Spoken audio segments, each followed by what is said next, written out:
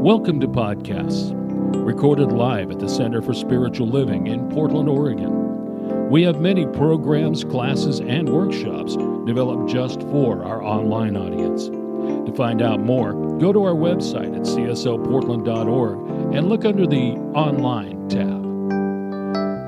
Our mission is to open hearts, ignite minds, and make a difference. If you'd like to support our center and its video podcast, you can donate online at cslportland.org/donate. Allow us to become part of your extended spiritual community. Wherever you are on your spiritual journey, you are most welcome at the Center for Spiritual Living.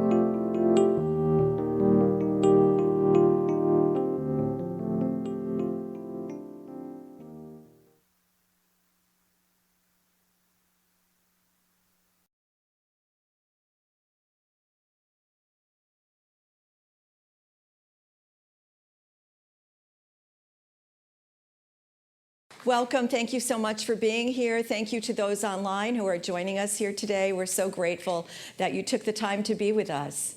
And we have so much going on. Thank you, Nadine, for sharing all of the information, the luau and the picnic and the classes. There's something for everyone. So I hope you take advantage of it. Really would love to have you join us and take advantage of every opportunity to be together in community. So I recently heard a story about a couple that brought home a newborn baby, and one day the wife was walking by the room and saw her husband just gazing at the baby asleep in the crib. And she watched him with wonder because his face had all these expressions of amazement and appreciation and enchantment and disbelief. And it was so unusual. She never saw him be so emotional. And so she stood quietly and just watched. And then her eyes were glistening in appreciation. And she walked up behind him and put her arms around him and said, "Penny for your thoughts." And he said, "Isn't it amazing when you think about the time and the craftsmanship, all that goes into making a crib for only $49.99.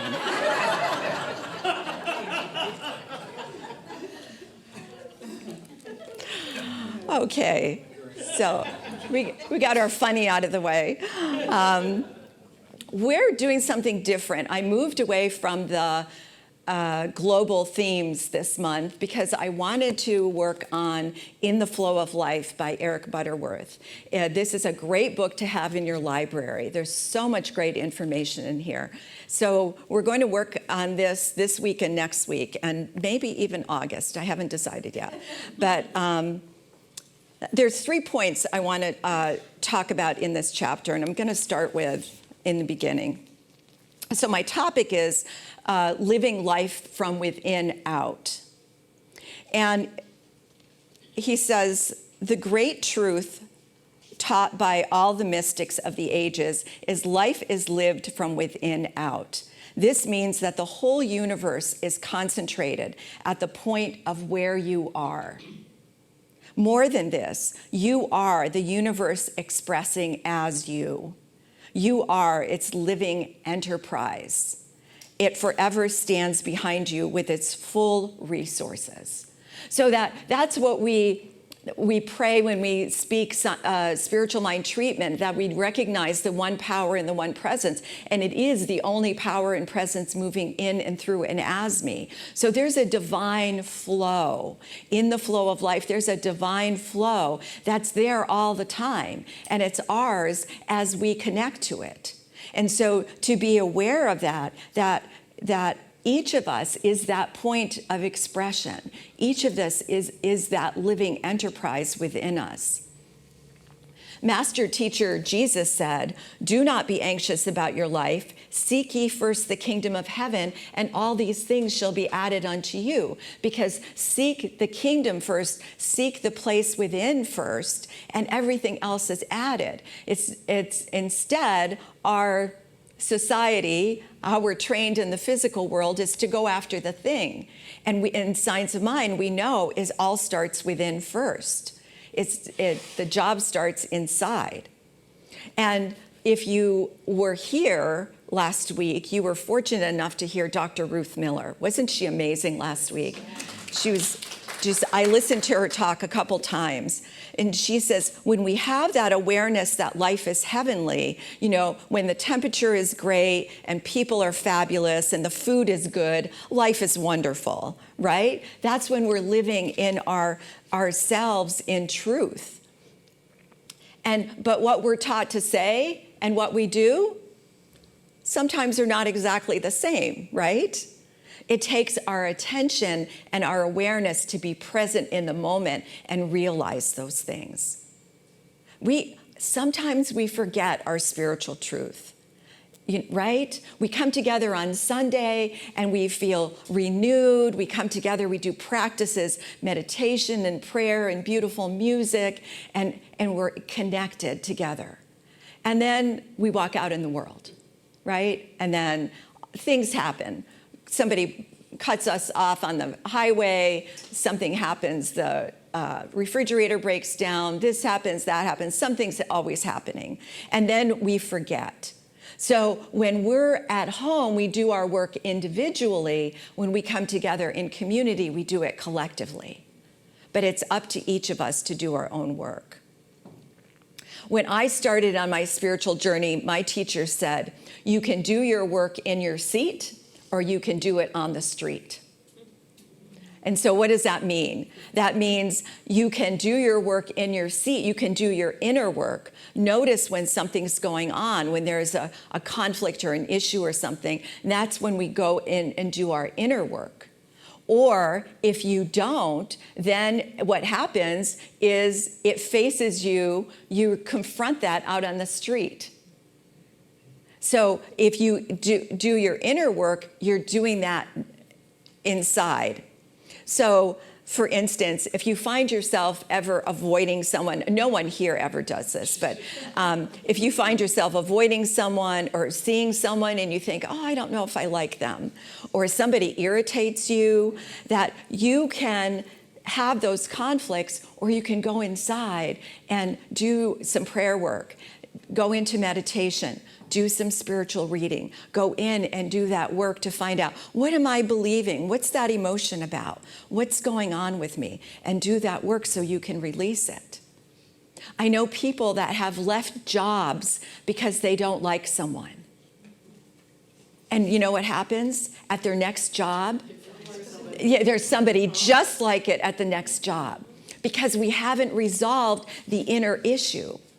So you can do your work in your seat or on the street. It's up to you. And a lot of what we see going on in the world with anger and violence and stuff, it's people working it out on the street. Whatever issue is going on with them, they don't have the means or the way to resolve it inside. So they take it out on the street.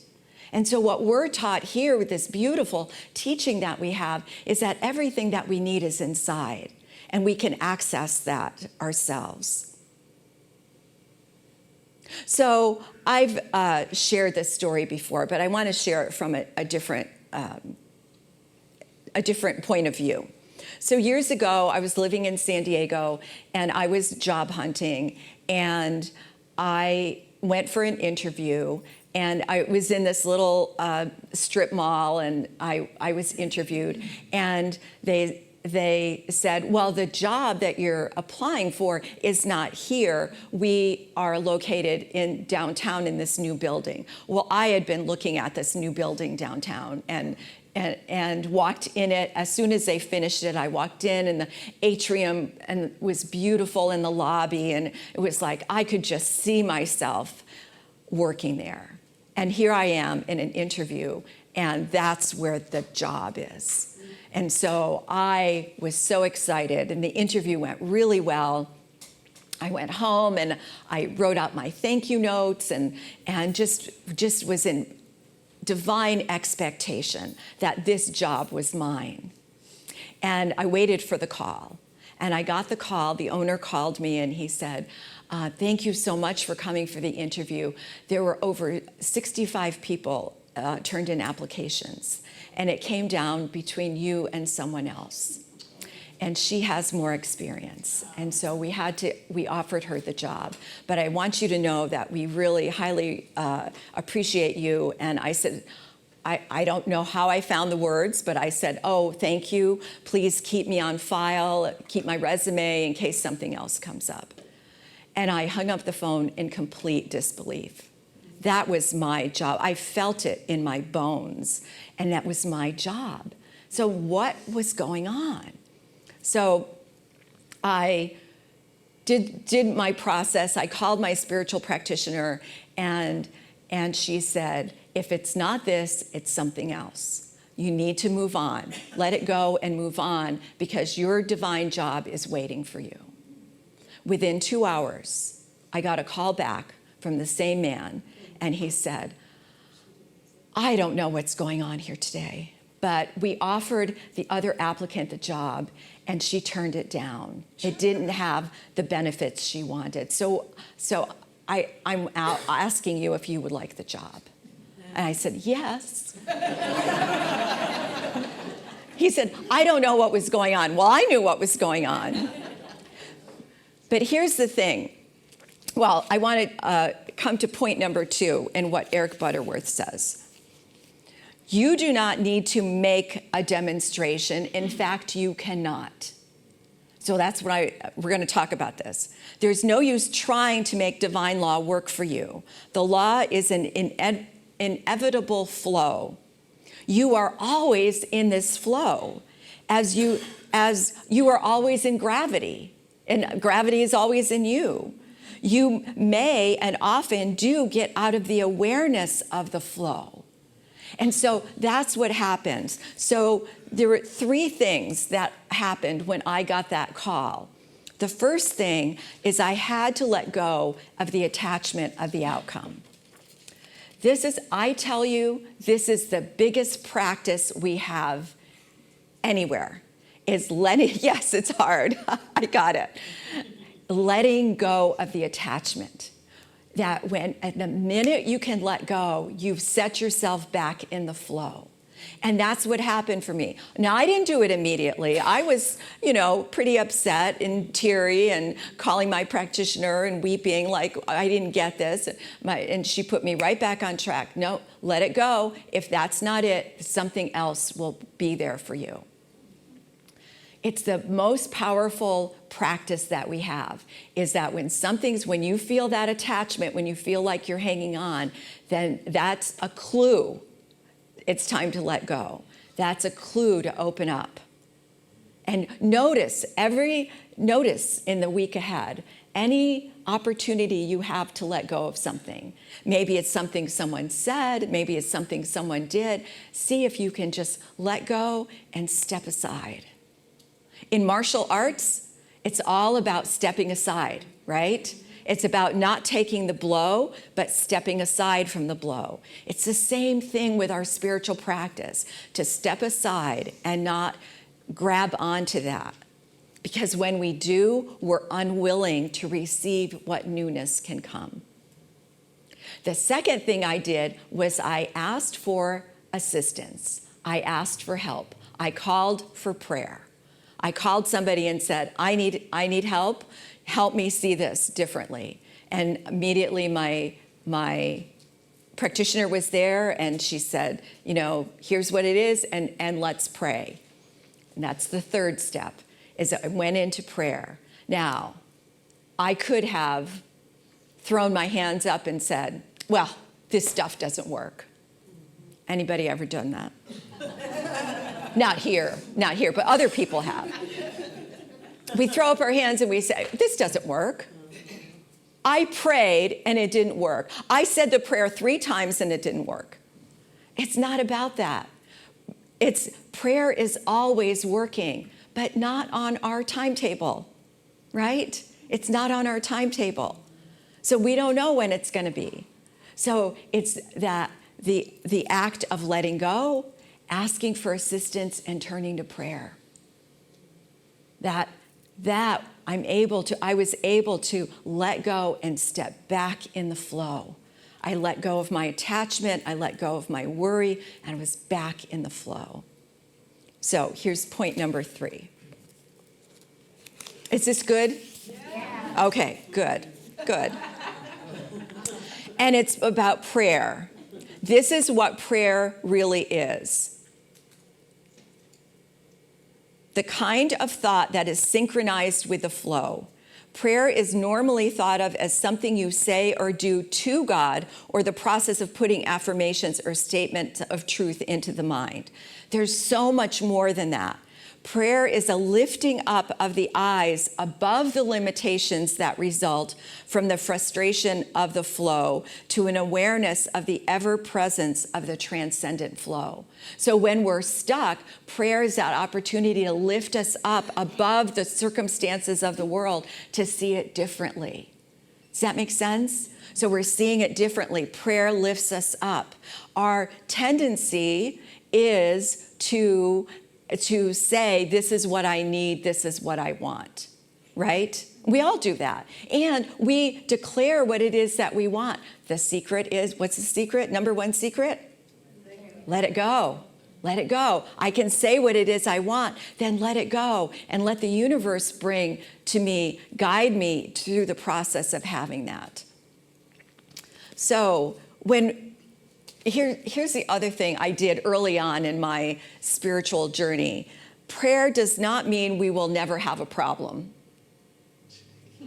I thought it did. I was convinced when I started, as long as I prayed, nothing would ever happen. I had it covered. I had my family covered, my life covered, my friends covered. Like, as long as I do prayer and have everybody included, nothing will ever happen. No, we live in a physical world. There's stuff happening all the time. Most of the time, stuff we can't control. So it happens, but I have the means of what to do about it. I have the means to respond rather than react. I'm in the flow and have what I need. I remember in the 80s, there were all these books about how to become a millionaire and being a millionaire. And it was all about getting. And when we don't live in faith, it's about getting. I need to have a stockpile. Remember toilet paper? We will always remember toilet paper. I need a stockpile of toilet paper because there was no faith that there would be some, or your neighbor would give you some. Or the community would have some. There was no faith in that. So we stockpiled toilet paper in the beginning of the pandemic. That's always going to be my go-to. It's a great reminder of how we stepped out in fear instead of faith. So prayer brings us back to source, back to God, back to love. Prayer puts us in alignment. So people often ask me, my friends that I see outside of church, they say, how's it going over at CSL Portland? And I say, it's going great. And it's like, well, what's the process? Where are you at with a minister? And I even had a couple people saying, I'm a little anxious about your process. It's like, why are you anxious about our process? It's like, we're great. We have a luau coming up. We have a picnic coming up. We have stuff happening. But it doesn't match the way we do things in the world. When you chose to bring me on as interim minister and go through this process, it does not match the way it happens in the world. The way it happens in the world is we all get in a huddle and we debate about what are the best skills to have and what are we going to get for our new minister, and let's put the word out and start bringing them in. Hurry up, let's bring them in. Like, what have you people been doing for 4 months? Because it's about the process. We are in a process of faith. That the community, you all engaged in the new minister co-creation process, which was beautiful. It was a healing opportunity for us to let go of any old beliefs we had. And it was the opportunity for us to engage in our spiritual practice together. And then the group of 12 got together and they created the covenant, which we read every week, which we're going to read in a moment. But we have that opportunity. So we are in the process of prayer. And sometimes in the world, you have to go slow in order to go fast. Does that make sense? You go slow on the inside.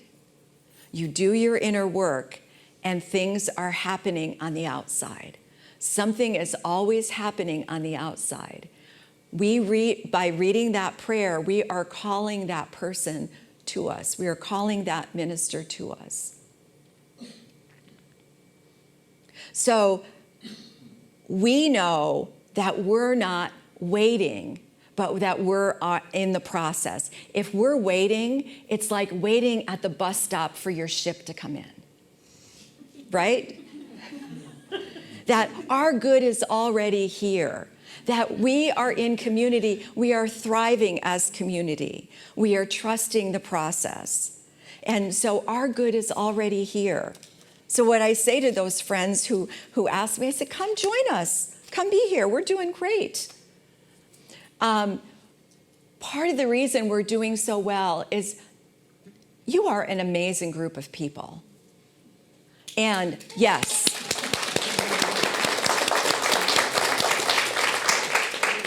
and I have to say, you have the best board president ever, Nadine Muller.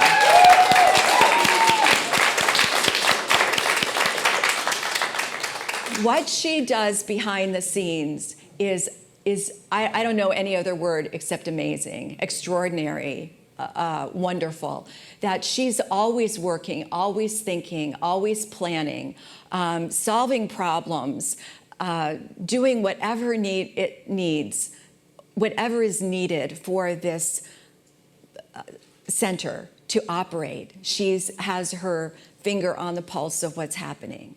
But she doesn't do it alone. There's a remarkable board of trustees. Helen McCann, Cheryl Collins, Bud Roberts, Shanae Simmons, Beverly Simpson, and Rick Smith. Would you give them a hand as well?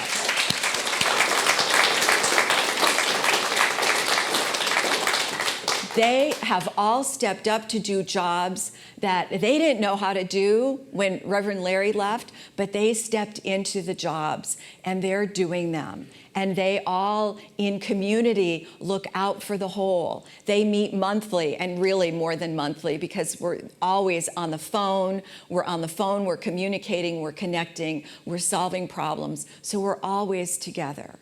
So we're working from the inside out. What do we need to do to continue to serve our community, to serve each of you? And thank you to each of you who have stepped up to be a volunteer, to serve in hospitality as an usher and greeter, to serve all the different ways. There's a whole list. There's a list in your bulletin that you can look at if you're called to it, to please look and see how you can serve. As you do, you are helping us to thrive. Now, people have asked me, will I stay? And my agreement as an interim minister is that I agreed not to stay. My job is to be the interim, to make sure that there's all that we need to do to get done will be ready for the next senior minister. It's a calling, and it's not mine to do at this time. Believe me, I went in and asked before I signed up to be an interim, but it's not mine to do. So there is someone that's remarkable that is ready to come forth when the time is right. And there's no hurry, right? We're in this together. We're having fun. We're showing up. We're hanging out together. We're being in community together. We're doing the work together. And that's what community is. We're relating and communing together. So let's see, what did I leave out here?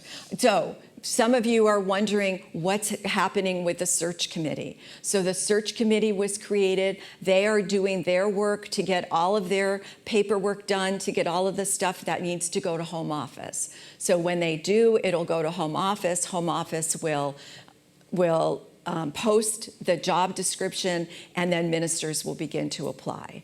And so all of us just are in the place of trusting the process, knowing that it's getting done. This is how we work from inside out. We know that there's a divine flow. We're in the flow. When we find out we're not in the flow, we take corrective action, do what we need to do to get back in, to allow that to move through us.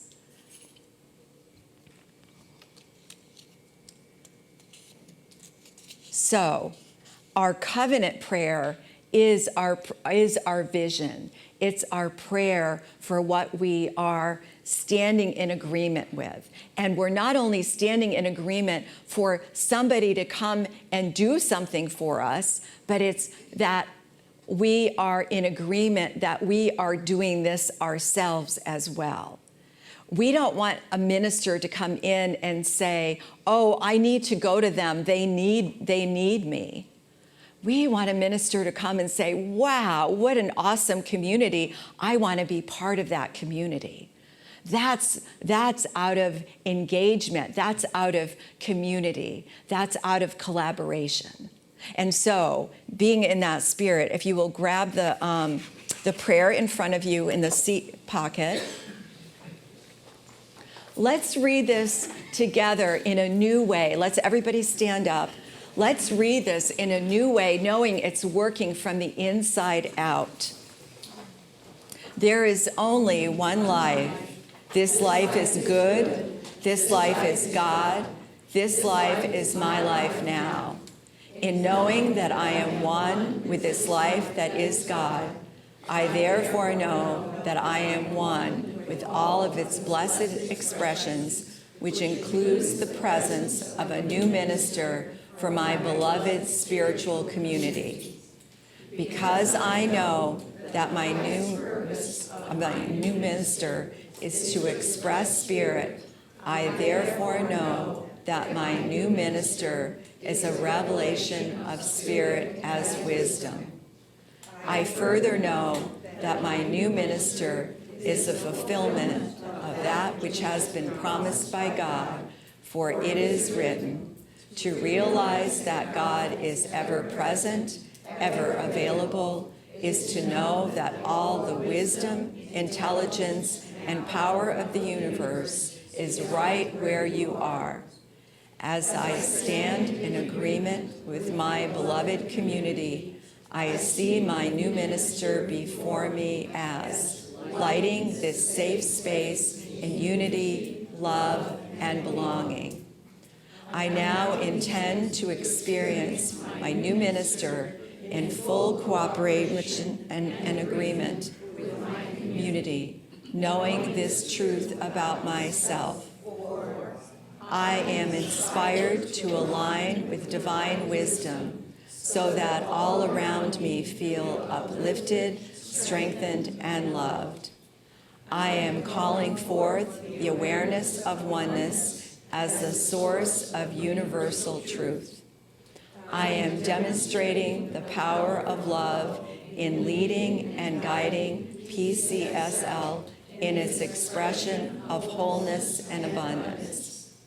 I am expressing passion for providing broad educational opportunities for spiritual growth and experiences both in person and virtually. I am nurturing modern families, engaging our communities, and standing up for a diverse, equitable, and inclusive society. As I now accept the highest expression of a new minister into my life, I know that they will be revealed in a way that will express spirit and serve the highest and greatest good of all who are touched by their presence. I am grateful God is gracious, and so it is. And so it is. Thank you very much. So can't you feel from those words that you see that person coming forward? That's your job. You begin to see that person coming forward. And we are going to shift to do this once or twice a month when I'm here speaking. So even though we're not doing it every week, it's your job to be reading this at home. And you're welcome to take this home if you don't already have it and speak this aloud at home. So we're all praying this together.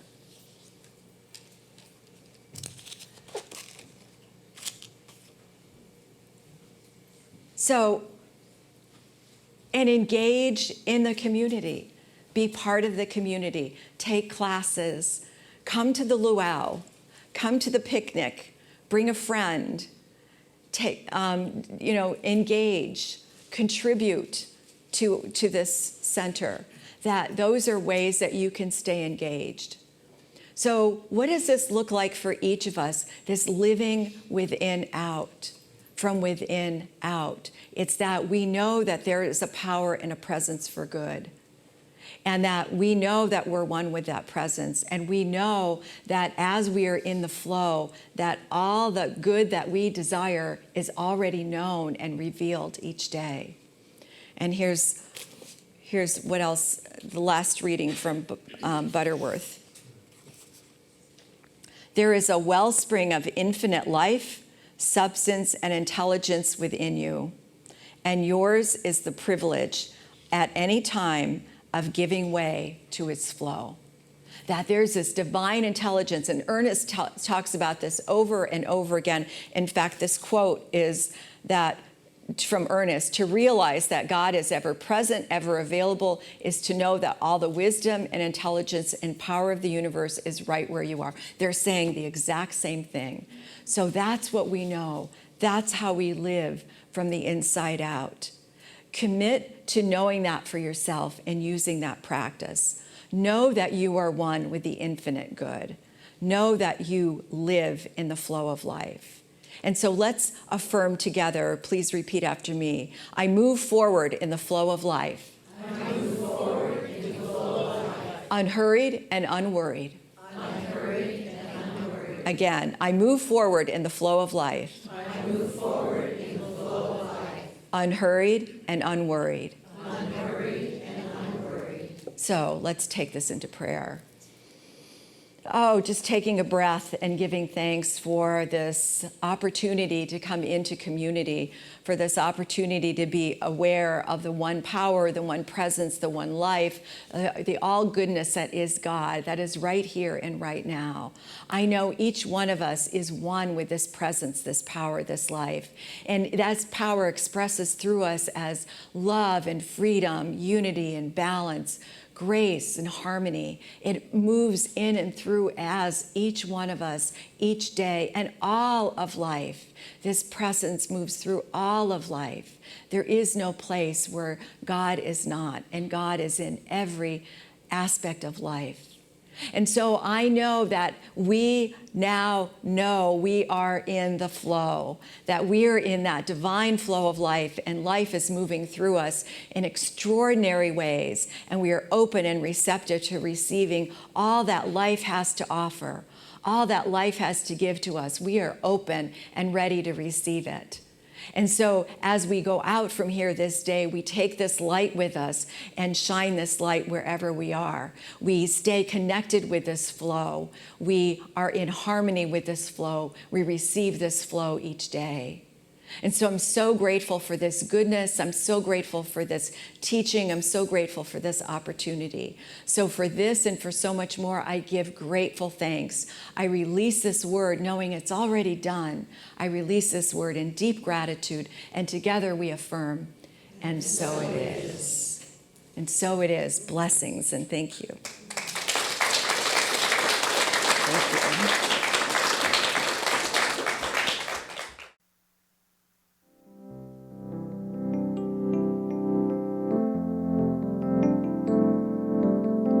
We hope you enjoyed today's podcast.